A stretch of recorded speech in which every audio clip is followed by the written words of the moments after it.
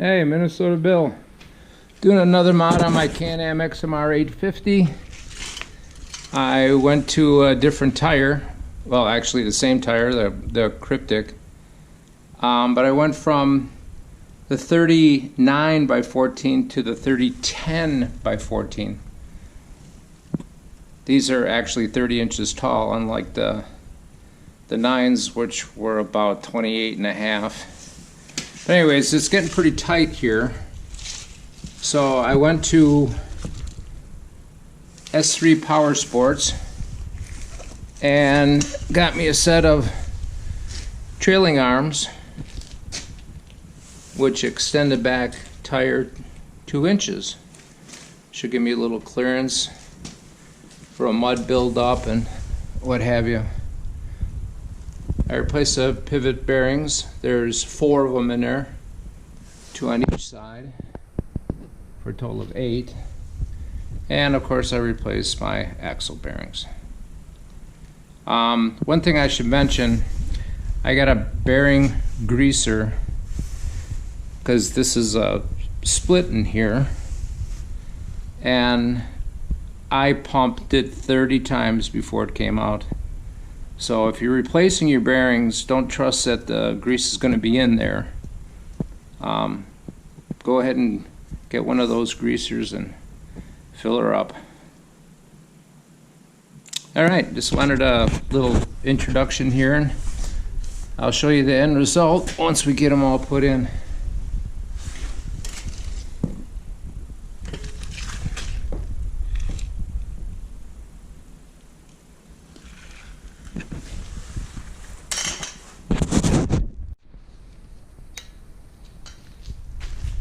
Alright, I'm going to show you what I took apart so far. Took the sway arm attachment. You got to drop both of the lower ones in order to get the bolt out up on top there. And of course took my axle nut off. No brake on this side.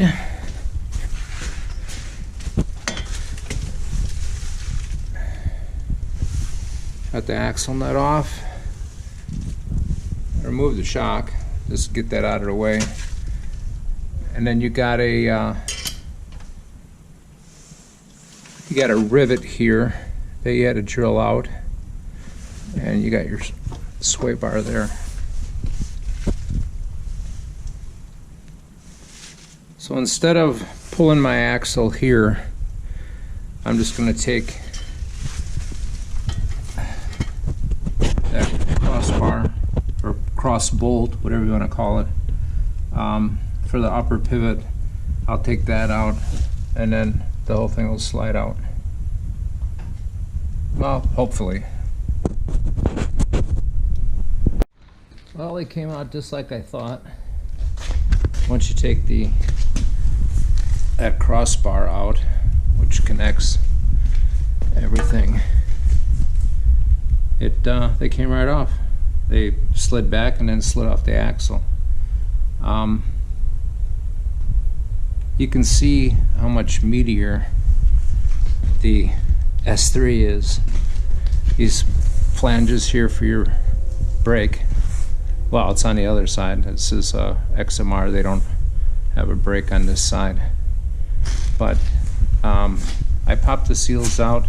There's a couple retainers there. If you're careful, you can take the seal out without hurting anything. The one thing that the S3 doesn't have is that grease fitting there, but you pop it out, there's just a bushing in the middle and like 2 rubber caps. So basically you're just putting grease between the rubber and the bushing, which probably isn't all that important, and that's probably why S3 didn't put one in. But you can see how much meatier, how much more material this all has on it. Very well designed, very well built. And like I said, the caps on the end, if you're just careful with those seals, if you're just careful with them, they'll pop right out. and you can take them and put them in the new one. But so far so good. I don't think they don't have a mount area for your skid plate here.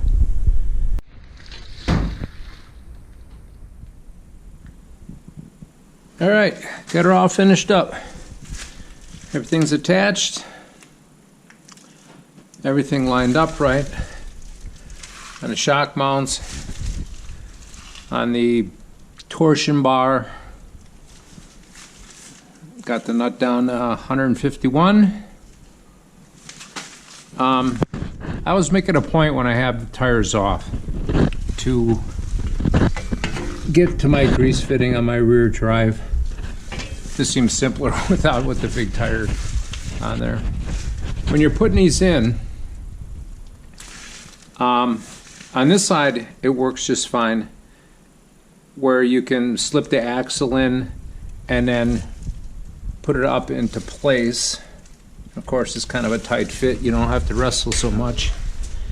But then on this side, where you've got the short axle, you got to kind of dance it in together. Because if you don't, it won't fit. If you put the axle in first, the pivot point doesn't go in, or if you put the pivot point in, the axle won't go in. That's what I found anyways. This is definitely a two-person job. When you're putting that through bolt in, because you're trying to dance this together and shove the bolt in the other side, doesn't work. So, looks like it's all put together pretty well, that S3 trailing arms. I'm not real cracked up about the points here, but that'll work for now until I design something else. So, all in all, looks pretty good.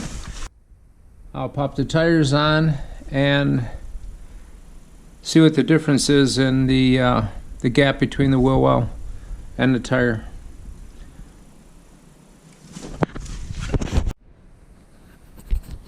All right, all finished. You can see the room I got in there now.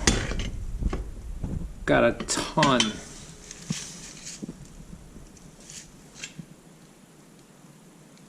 That's nice. That's really nice. I'd have to say this all went pretty well.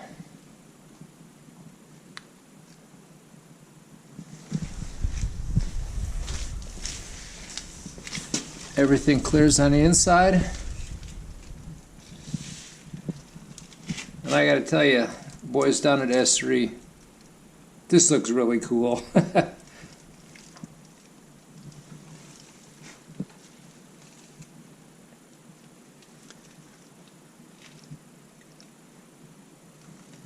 Alright, that's all I wanted to show you, I guess.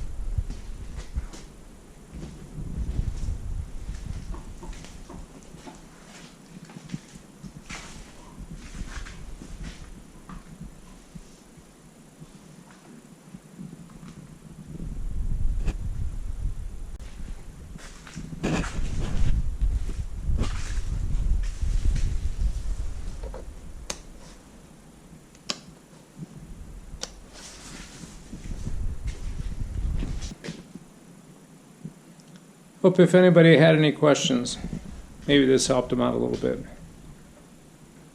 But I could probably go to a 31, maybe even a 32-inch tire before I got close again. I don't think I'm going to, of course, but these cryptic tires, put in a plug for those guys, the ITP.